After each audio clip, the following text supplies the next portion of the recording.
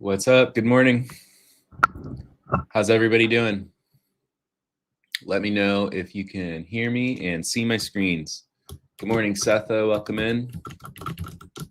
First one in this morning.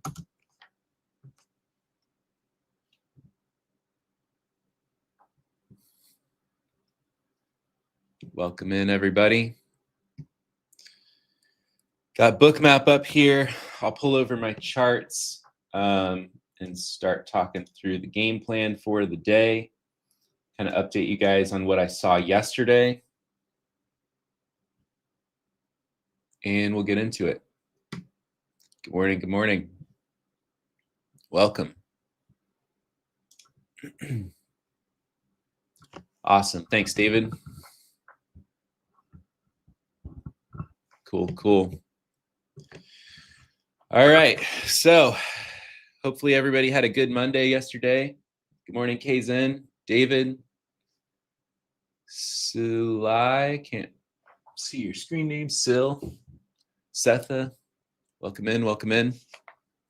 So we're going to run through the pre-market analysis this morning.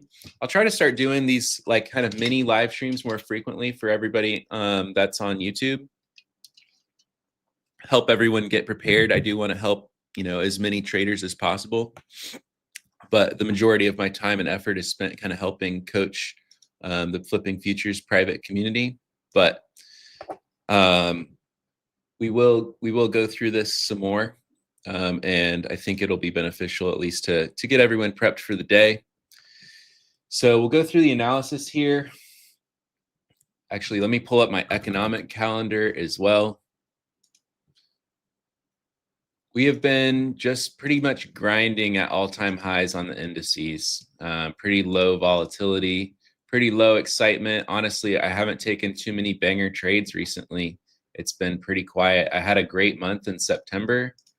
However, I kind of started sizing down as the volatility just kind of kept going slow and grindy near these all-time highs, and just avoiding kind of getting chopped up. So that's kind of where we're at, just like on a higher time frame. Let me pull up the chart. Let me drag it over here. Actually, let me just snip it so I can draw on it because I like to do that.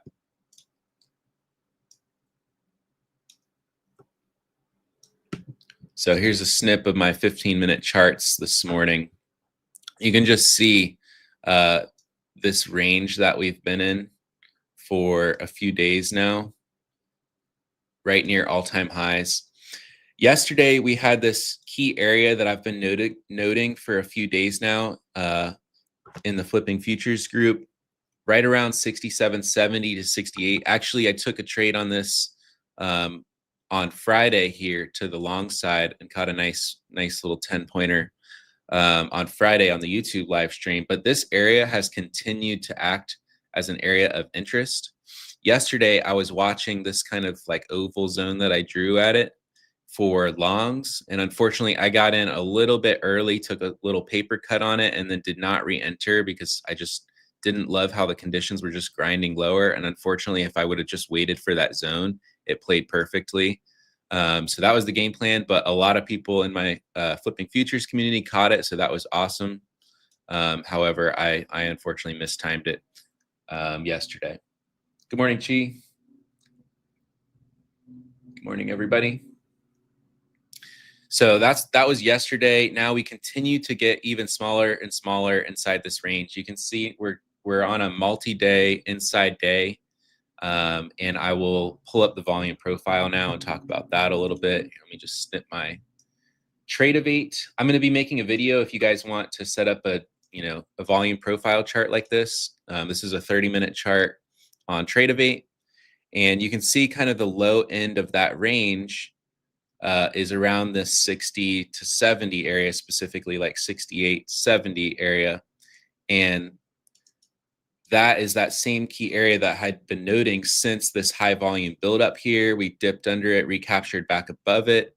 This is where I caught those longs on it on Friday. And we had also formed like a low volume node here as we ripped back up through that area. And since then held it. We dipped under it briefly in the afternoon and then again recaptured. So you can just see how that's continued to act like a pivotal area again and again. Now, we have resisted these all-time highs now a couple times. We built up a good amount of volume and rejected here multiple times. So I'm really watching this consolidation range. And you can see we tried to hit it again yesterday, rejected again. So like 1, 2, 3, 4, 5 attempts now at this 6,800 range. We'll see what happens here this morning. But I'm looking at this as pretty much a consolidation range between 6,800 and 6,770. I'm not wanting to get chopped up in the middle here. General rule of thumb is you look to trade more of the extremes on a balance range.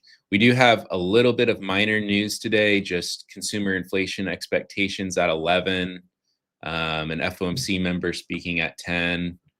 Nothing too crazy.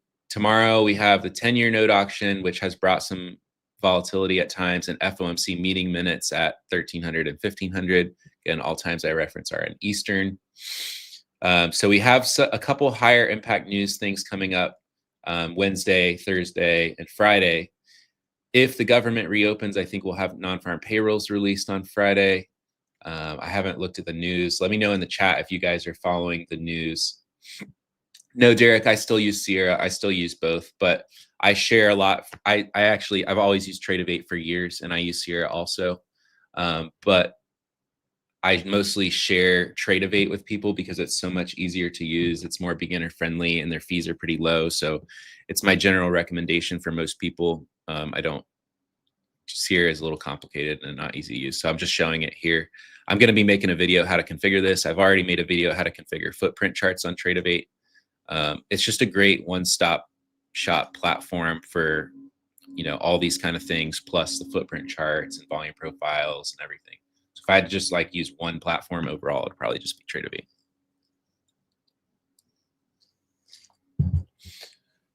All right. So that's the stuff on the volume profile. Let me drop this in the chat here.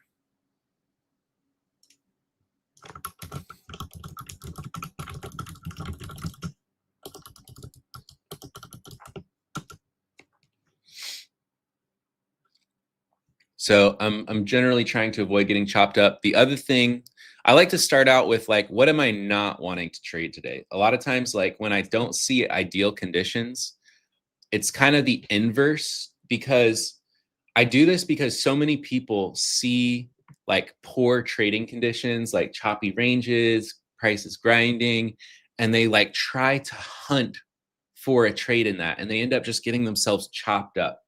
So when I see conditions like this, one thing that I do a lot of times is all right, what is everything that I do not want to do today? I do not want to get chopped up in the middle of this range. I do not want to short all-time highs if we keep breaking out all-time highs.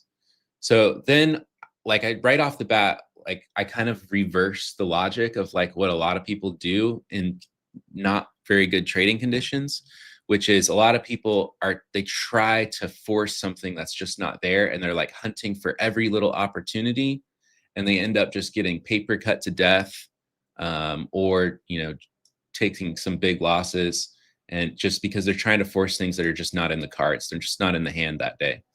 So we're in a consolidation range up here at all-time highs.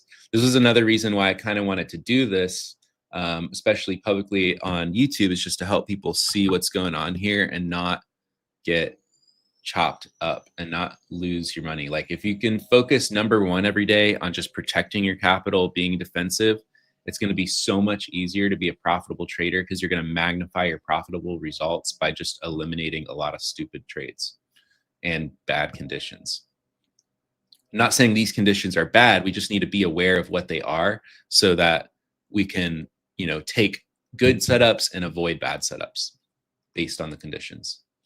Yeah, 67.75 is a key level, and I've been noticing interesting activity around that. Why Not Detail asked, what about 67.75 key level? Yeah, it is a key level that I've been observing, and that's actually where I attempted my long yesterday, and it was just a little premature. We dipped a few points lower. I think I took a 1 or 2 point stop loss on it, and did not re-enter, even though we got down to that gap zone, which is where I really wanted to trade. I was just a little preemptive because I was seeing more activity on the order flow around that 67.75. We dipped a few points lower into that gap level, and then we got the bounce on the day. But honestly, it was so slow and grindy. I just didn't have a good feel on it, and I didn't want to just like keep putting on trades. But unfortunately, if I wouldn't have taken that long at 75, I probably would have caught that that dip down there in that key zone that I talked about under 6,700, or sorry, under 67.70. But it's all good. It is what it is. Live to fight another day. So in the pre-market here, we're already kind of coming up to the 6,800 level. So I really have not a lot of interest in shorting that. And I also am not super interested in chasing it long. So I'm not interested in chasing extended moves to the long side. I'm not interested in shorting all-time highs. And I'm not interested in getting chopped up in the middle of the balance range. So eliminating those things, dip buys have been the best opportunity. You can see we continue to make higher low, higher low, higher low, higher low. So dip buys have generally speaking been the best opportunity. So I'm going to continue to look for that, even though I mistimed mine yesterday, which would have been excellent. I need to figure out on Tradeovate how to highlight extended hours, because the only thing I don't like about this chart versus like my Sierra chart one is just how I don't have the extended hours highlighted, but I think there is a way to do that. So, I don't want to get chopped up in the middle here. I don't want to short the all-time highs as we continue to make higher lows and push into new highs. We do have this kind of key area here, which is a little interesting. You can see we had high volume built up here around 90 yesterday. And then, we dipped back below it, and then we have aggressively broken back above that around 89, 88 and kind of left a low volume node here a little bit.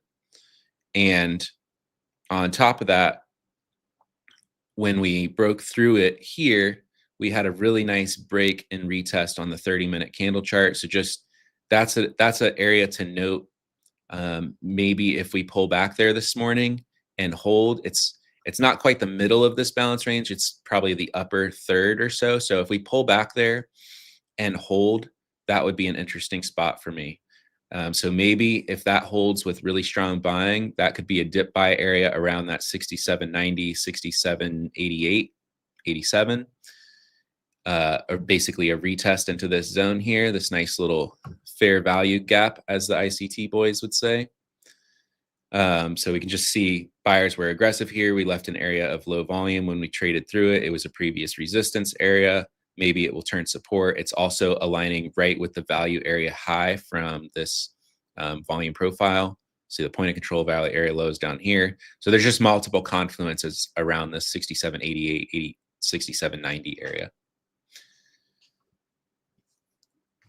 Hey, Chris, I'm going to be dropping here around 9:15, and we'll be live for the trading session in the Flipping Futures community. I'm going to do this more frequently, where I just help people get prepped in the pre-market. But I certainly go a lot more in depth, and I have a lot more time to go in depth with people in the Flipping Futures community. And it's great because I can really kind of stay in touch with people there, and kind of coach people through trading and mentoring and everything. It's a very small kind of community. If you're not in there already, I'm not sure, maybe you are. But I'll be dropping from this around 9:15, and we'll be going live inside there for the trading session. So, one scenario I'm watching for is pullbacks around that. That's an interesting area there. I'm not really interested in just chasing this into all-time highs, though. If we trade back through that aggressively, I'm not really looking to sell and chase it to the downside in the middle of the range. Really downside shorts don't really come into play until structure shifts for me. It's been few and far between when I take shorts, and I've had some heavy-handed plays on the short side this year, but it's less frequent. Just when the market's trading up on the indices, if you only traded long side, you'll have a lot more success in the overall, just in the current market conditions. Dip buys have just been playing over and over again. Hey Marcus, I'm going to make a video probably today sharing that for the volume profile stuff on Tradeovate.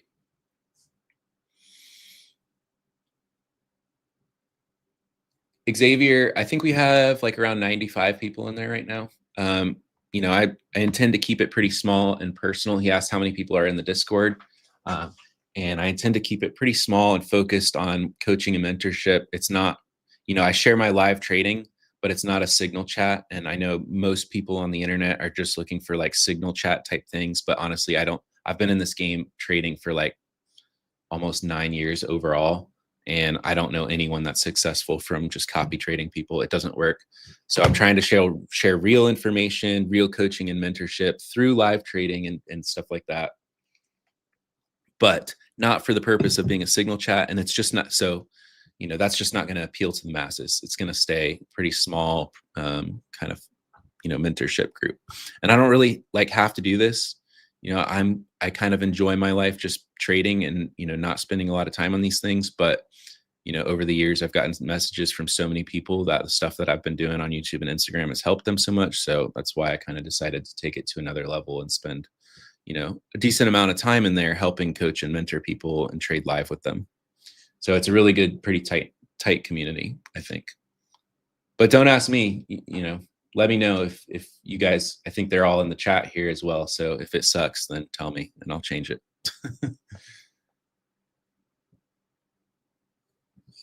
So that's the main plan this morning. If we do get, so to the downside, that's what I was about to talk about. I got distracted because I'm trying to answer questions here at the same time. In the short term, I think we have this higher volume area that built up yesterday. If we break, you know, this point of control and value area low, also aligns with a little bit of a higher volume area yesterday, I may look to short pops if sellers are very strong under that, just for a quick, you know, drop, retesting this zone here around 67.63 to 67. So prior day lows, like if I see selling is very heavy kind of under these 67.80s to 77s here and pops then fail under that, I may look just for a quick continuation scalp, you know, targeting down here. But honestly, I don't love that too much because, you know, just kind of zooming out and squishing this down here, you can see how in the middle of the range that is. We have this key area down here, and it would really just be using this key area that's the low of this range as kind of a target.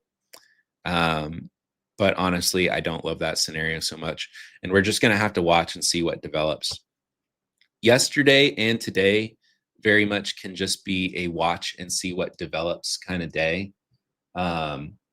And just let price develop, let volume develop, and see how we can use it to take better trades possibly later this week, where, you know, we have some higher impact news potentially coming out that can spark some more volatility. So you want to preserve your capital in conditions that are not ideal. Let the context develop, even as a day trader, right? Like I'm a very short-term scalper. Like most of my trades are just like 5 to 30 minutes, but that doesn't mean I'm like banging out trades every 5 minutes all day, every day, right? I'm still very selective on my trades and locations. And if context isn't aligned, being a full-time day trader doesn't mean I'm at my desk clicking trades every day necessarily. Many days, yeah, but you know, you have to be very in tune with the conditions and the location and take good trades. And many times, even as a short-term day trader, that means just staying patient, sitting out and waiting for the right opportunities, which could come in just a couple days. If I take bad trades and blow up yesterday, blow up today, and then good opportunities come, you know, with better volatility and better conditions, you know, on Wednesday, Thursday, Friday this week, and then I take some good trades, then I'm like barely keeping my head above water just to get back, you know, the dumb trades that I took. And I think that's where a lot of people find themselves in their trading journey. Maybe not early on, but I think the lonely, dark middle of your trading journey, where like you know enough to be dangerous in the market, but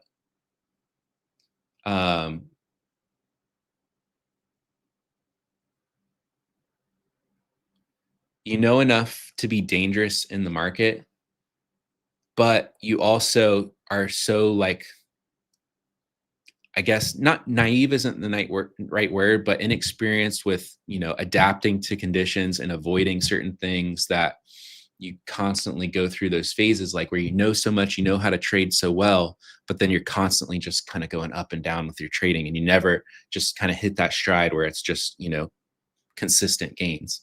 And that's like the probably like 1 to 2 year range, I think, that a lot of traders find themselves in, that is very difficult. And those are the kind of people that I try to help with what I'm doing.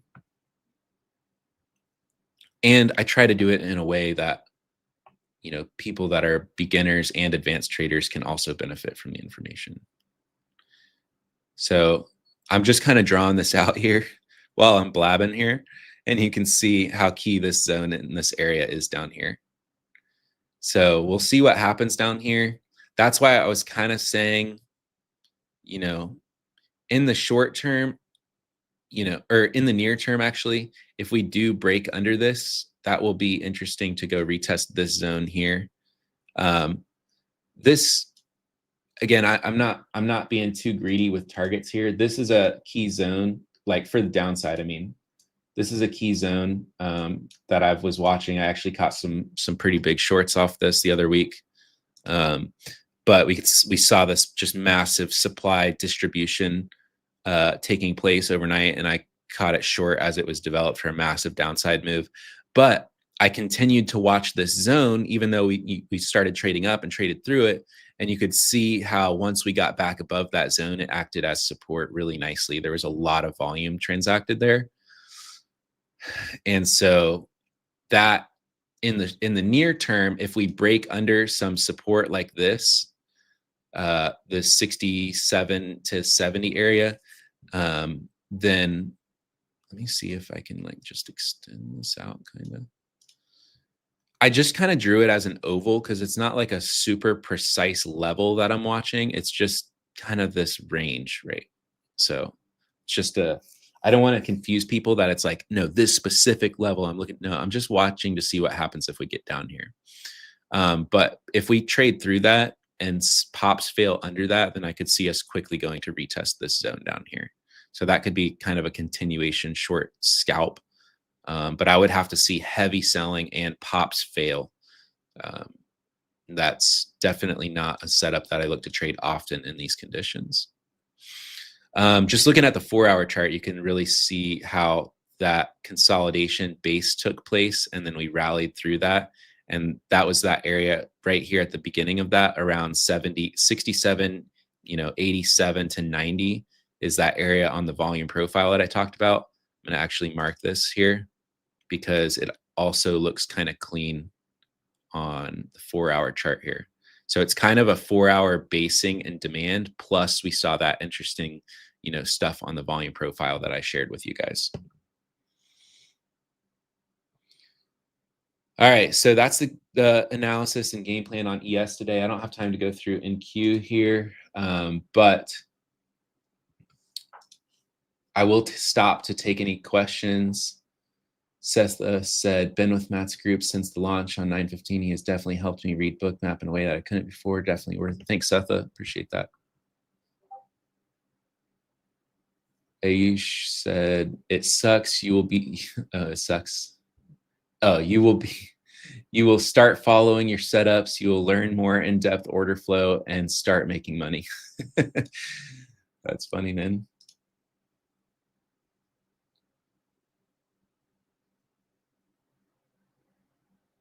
Yeah, Daniel asked if my morning momentum setup works for reversal. Yeah, but I don't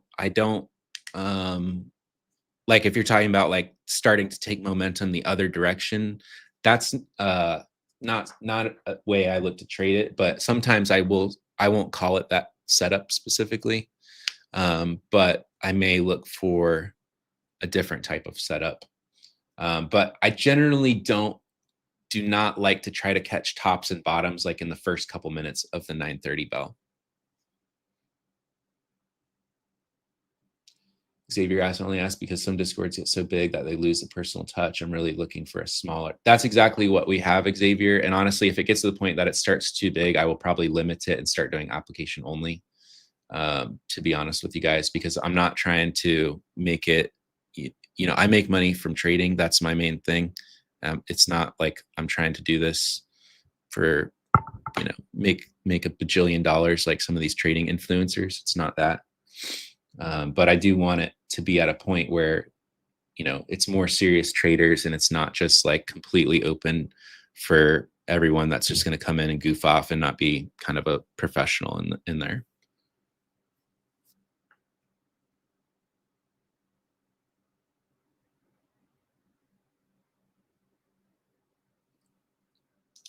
Black Shed, Matt's the real deal, some fake online guru, and I am with him from way done. Very impressed in the knowledge because he knows how to teach people. Thanks, Black. Appreciate you being in the group, man.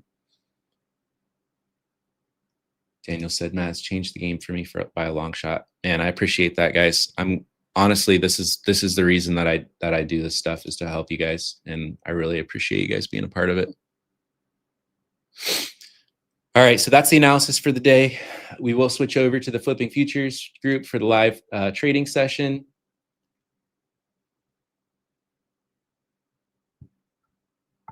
Pat asked, do you swing after the AM session is done? Not always. I will sometimes continue to take setups. It really just depends. I'm open to it if good setups develop, but I'm not going to keep forcing trades into the afternoon and stuff. And for swing trade setups, I'll execute them like whenever they set up. Like whenever I see a good higher time frame opportunity, which, we'll get into in the future in there, then I'll just take them. It doesn't matter what time it is.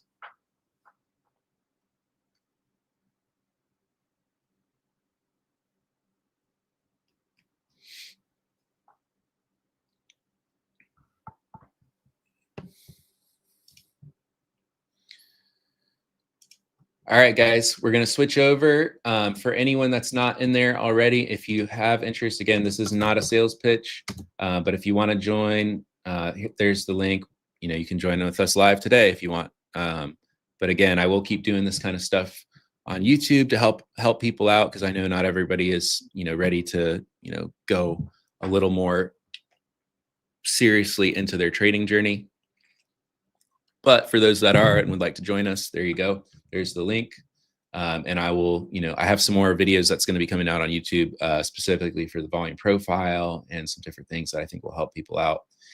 And stay tuned. If you're new here, like and subscribe. Hopefully you will find some good trade recaps that I'll be sharing both here on YouTube and Instagram to help you with your trading. That's really my goal here, is just to help people with their trading. But I will see you guys. Thanks for tuning in, and I'll see everyone over in the Flipping Futures group here in just a moment. Peace. Thanks for joining in.